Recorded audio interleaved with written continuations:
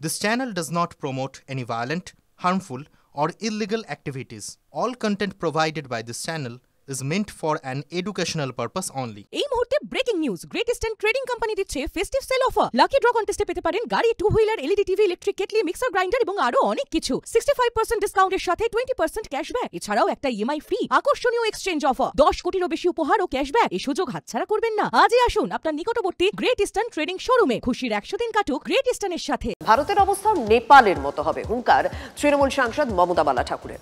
SIR কে মতুয়া বিরোধী বলে আক্রমণ করেছেন তিনি। কেন্দ্রীয় সরকার মতুয়াদের গোলামে পরিণত করতে চাইছে।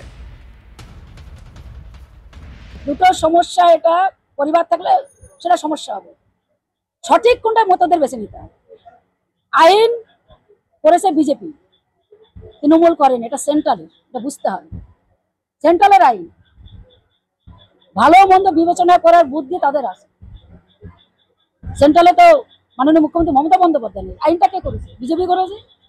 কাদের জন্য করেছে? এই লোকগুলোর যাতে অসুবিধায় পড়ে, তাদের বেনাগরিক করার চেষ্টা করছে। ভোটার কার্ড, আধার কার্ড, প্যান কার্ড যদি কেটে যায়, তারা কি হবে তাদের? আমরা বলছি, আমরা চাই কোনো শর্ত থাকবে না, নিঃশর্ত নাগরিকত্ব আইন পরিবর্তন করুক। এবং সেখানে যদি এটা না করে, আগামীতে নেপালে কি হচ্ছে দেখেছেন তো? চ্যালেঞ্জ করে বলছি, নেপালে কি হচ্ছে ভারতবর্ষ সেটা হবে। সেটা যেন মোদী এবং অমিত শাহ সেটা জেনে রাখে।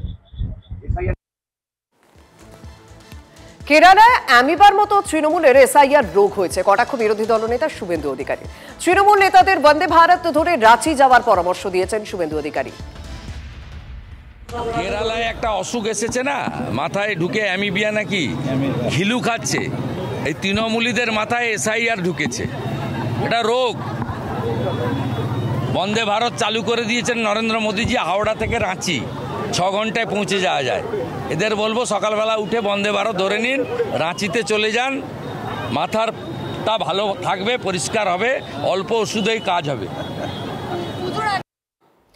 এসআইআর নিয়ে আজ সকাল থেকেই রাজ্য রাজনীতিতে আবারও চাপানুতর শুরু হয়ে গিয়েছে। একদিকে মমতা বালা ঠাকুর, রাজ্যসভার সাংসদ তৃণমূল কংগ্রেসের, তিনি যেমন এসআইআর নিয়ে কেন্দ্র সরকারকে বিঁধেছেন, বিজেপিকে বিঁধেছেন, অন্যদিকে পাল্টা শুভেন্দু অধিকারী তৃণমূল কংগ্রেসকে বিঁধলেন এসআইআর হওয়া নিয়ে।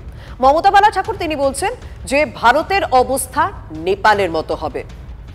এসআইআর কে মতুয়া বিরোধী বলে আক্রমণ করেছেন তিনি। কেন্দ্রীয় সরকার মতুয়াদের গোলামে পরিণত করছে। আমাদের সঙ্গে রয়েছেন বিজেপি নেতা সজল ঘোষ। সজলদা, ভারতের অবস্থা নেপালের মতো হবে, এসআইআর নিয়ে বিজেপিকে বিঁধতে গিয়ে এইভাবেই আক্রমণ করেছেন তৃণমূল সাংসদ মমতা বালা ঠাকুর।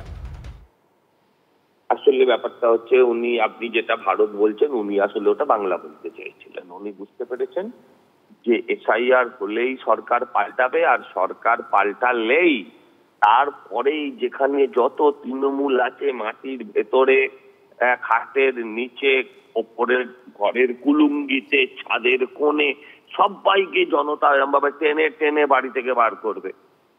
সেটাই উনি বলতে চেয়েছেন। আপনারা বুঝতে ভুল করেছেন, উনি আসলে বাংলার কথা বলেছেন। এটা হতেও পারে, এটা হতে পারে বাংলা যে কন্ডিশনে দাঁড়িয়ে আছে, যে কোনো মুহূর্তে যদি বাংলা নেপাল হয়ে যায়, তাহলে সত্যি অবাক হবার মতন কারণ নেই। কারণ বাংলার মতো হতাশা, বাংলার মতন যন্ত্রণা আমার মনে হয় নেপালেও ছিল না। আমরা বাঙালিদের সহ্য শক্তি বেশি। 35 বছর সিপিএম কে সহ্য করেছি, তাই এখনো হয়তো সহ্য করি। ধন্যবাদ।